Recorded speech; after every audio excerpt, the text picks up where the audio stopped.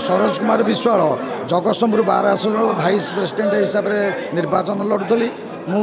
100 रु अधिक भोट निर्वाचित होती हूँ मोर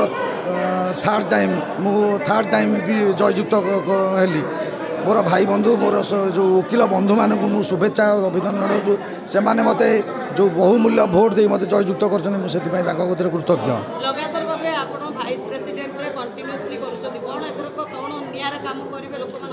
नहीं मोर थर्ड टाइम जीतियार मेन कारण है लोग एडवोकेट मानकर सेवा आर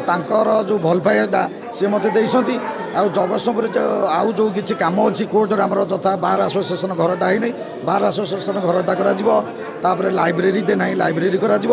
आडभोकेट मानकर केमी इन्शुरांस हेल्थ कार्ड कर डेथ बेनिफिशियरी कर आम स्टेट बार काउंसिल की प्रस्ताव देवु एवं वकिल बंधु मानकर केमी उन्नति हो आम से चिंतित। Subhash Bhushan Mahapatra advocate district bar आसन जगतसिंहपुर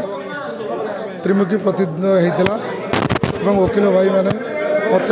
सभापति भाव निर्वाचित कर पूर्ण बहुमत निर्वाचित होती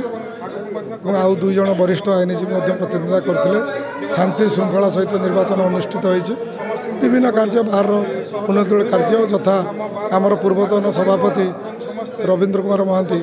कर प्रतिश्रुति किसी अंश पूरण हो पारि नाला मुझे चेष्टा करी पूरण करने को से आमर जड़े वरिष्ठ आईनजीवी तांकर जो आशा रही है पूरण करने चेष्टा करी। निश्चित भाव में वकिल मानकर जो समस्या रही है निश्चित भाव में दृष्टि देवी आमर जे पुरातन संपादक थिले संपादक सेक्रेटरी जो थिले आमर नरेश बाबू जी काम करते जो अधूरा काम रही निश्चित भाव में पूरण करी।